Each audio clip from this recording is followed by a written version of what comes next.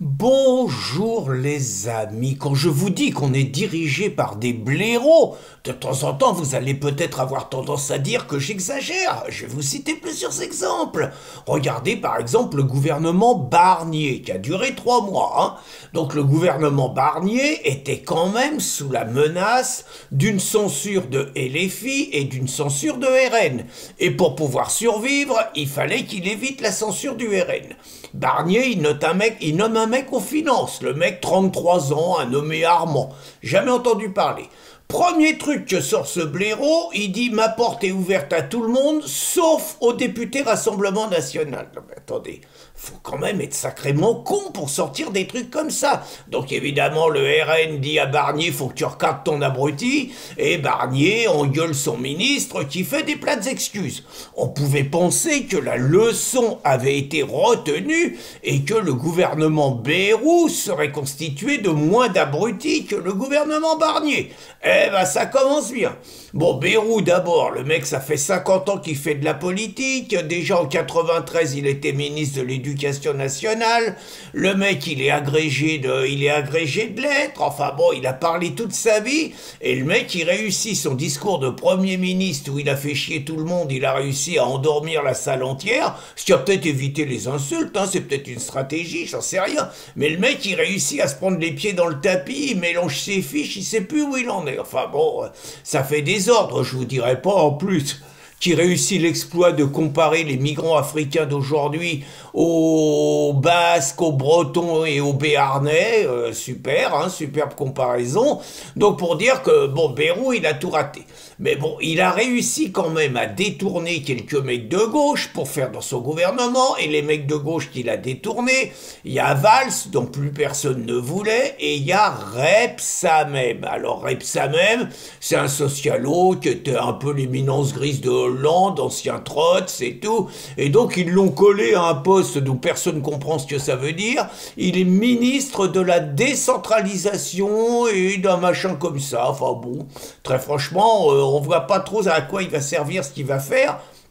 Mais ce crétin, première déclaration qu'il fait, exactement dans la même lignée que le Armand à Barnier, il dit qu'il respecte tous les partis, sauf le Rassemblement National. Alors, très franchement, au-delà du risque de la censure dont je vous ai déjà parlé, évidemment, Bardella exige des excuses, il demande à Bayrou de recadrer son crétin. Bon, ça, ok.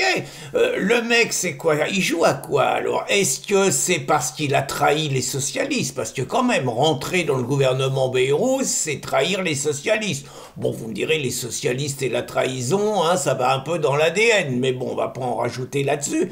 Mais il y a surtout un truc, c'est que Rebsamen, ce dont ils ne se vantent pas, ce dont les médias ne parlent pas, c'est que c'est juste le fils d'un nazi. Alors, encore une fois, c'est pas de sa faute. Moi, je fais partie de ceux qui ne considèrent pas qu'on est un héros parce que son grand-père était dans la résistance et qu'on est un salaud parce que son grand-père était dans la collaboration. Ce que fait régulièrement la gauche, Rebsamen et les autres, qui n'arrêtent pas de reprocher à Marine d'avoir un père comme Jean-Marie. Entre nous, il y a pire comme père, mais bon, vous voyez, qui joue à fond sans arrêt de la descendance pour casser quelqu'un et qui, par contre, cache la leur. Parce que, par exemple, Valls a construit sa carrière, c'est marrant, ils sont tous les deux ministres aujourd'hui. Valls, il a construit sa carrière en racontant qu'il était le fils d'un antifranquiste espagnol. C'est complètement faux. Le père de Valls était une des plus grosses fortunes de Barcelone. Son père n'a jamais fui le franquisme. La preuve, c'est que Valls est né à Barcelone, donc en 1960. Donc en 1960, s'il avait fui le franquisme, il n'aurait pas pu y remettre les pieds. Vous voyez, donc une carrière construite sur un mensonge.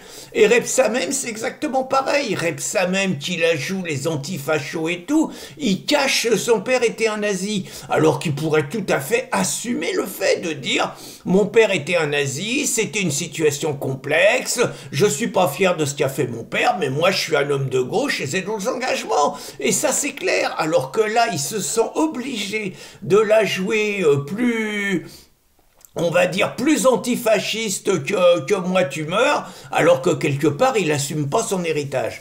Donc moi j'ai envie de dire à Rebsamen, écoute François, déjà tu fais vivre dangereusement ton gouvernement, en plus tu nous baratines sur ton père, à ta place je fermerai ma gueule si tu as envie de rester longtemps ministre.